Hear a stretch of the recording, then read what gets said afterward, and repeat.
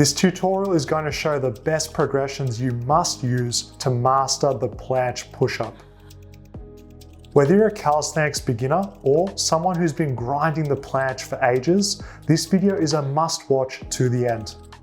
Out of these 3 planche exercises, which one do you think is best and why? Let me know what you think. I'm absolutely certain the pseudo planche push-up should feature in everyone's program, from beginner to advanced. The reason for this is because the exercise is reliable, repeatable, scalable, objective, and it increases in difficulty over time. So whether you're someone who's really weak or new to your planche journey, or someone who's really strong, this exercise will grow with you. The end goal for planche push-ups is using flawless technique. Pseudo planche push-ups make it realistic to use perfect, full range of motion in our training. Having the chest or head touch the ground, combined with locked elbows at the top, proves ownership. What makes the pseudo planche push-up special is developing straight arm scapular strength. The true value of this exercise really shines when putting effort into the push-up support position. Every single rep, I'm contracting my triceps, squeezing them with conviction to guarantee I'm not cheating or taking shortcuts. The most important principle for planche push-up success is scapular control in training. Pay attention to my posture at the top. I'm hollowing out my core and forcefully protracting the shoulder blades apart. This absolutely must be a feature of pseudo planche push-ups, always. If this doesn't become ingrained as a habit now, there's absolutely no way protraction is going to be possible in real planche push-ups. Using a wall keeps the difficulty honest for absolutely every single person. If you're a beginner, maintaining a slight lean during the push-ups is going to feel very challenging. Having a light tactile contact with the head ensures perfect technique is being used every single rep. The more advanced you become, just keep moving further away from the wall as you get stronger.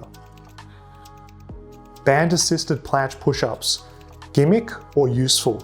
I'm going to be discussing the science and providing my perspective. Feel free to discuss in the comment section and have a debate if you want, because I really feel it's time to raise the standards in the calisthenics community in regard to knowledge and science.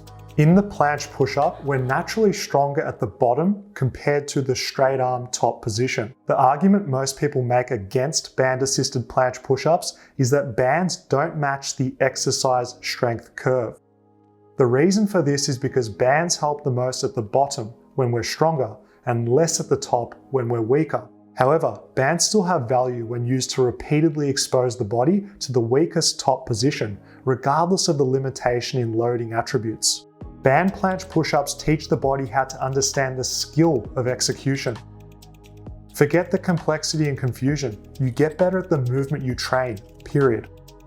How bands are used with dynamic exercises is very, very important.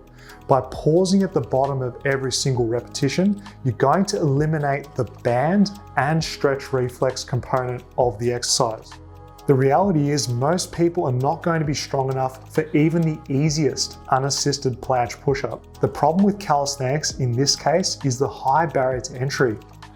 Being able to do 3 to 5 rep working sets is going to be impossible for most when they jump straight into planche push-ups.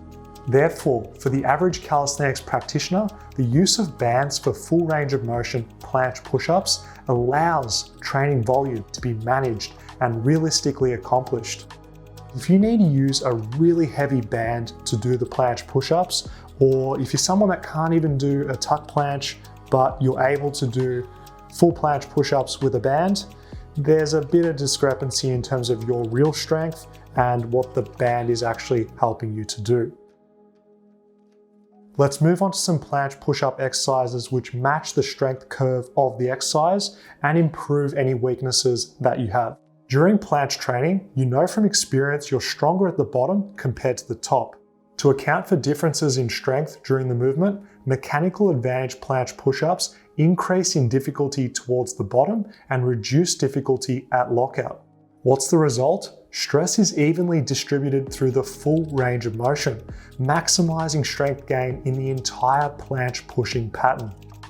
The overall principle and concept when doing mechanical advantage planche push-ups is comparable to doing weight training with chains. So we know that when we're using chains as a form of accommodating resistance, the exercise gets harder towards the top as the exercise, generally speaking, feels easier in practice. So with mechanical advantage planche push-ups, on the other hand, what we're doing instead is altering body leverage to match the strength curve of the exercise as a means of increasing relative load intensity. All right, let's get real. Let's keep it serious. When it comes to planche training, the biggest weak link would have to be the lockout straight arm position. Focusing directly on isometric holds is a non-negotiable for planche push-up success. We must pay our dues by developing straight arm scapular strength. It's your mission to invest time and effort into improving the lockout.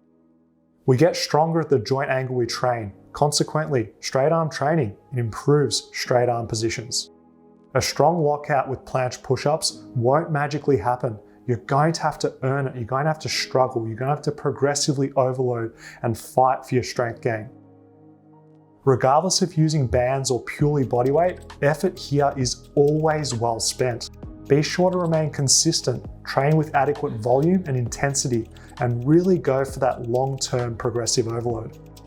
The final component and the last piece of the puzzle when it comes to planche push-up success and addressing the final weakness that might be present in your planche training is the bent arm position.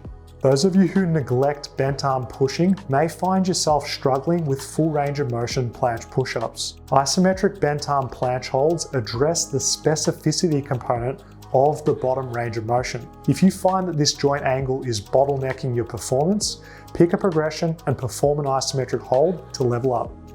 If you made it this far into the video, you're an absolute legend. You've got a good attention span, unlike most people in 2020. If you want to be strong like a gymnast, look like a bodybuilder, and master calisthenics, go to fitnessfaqs.com and download our training programs. See you soon.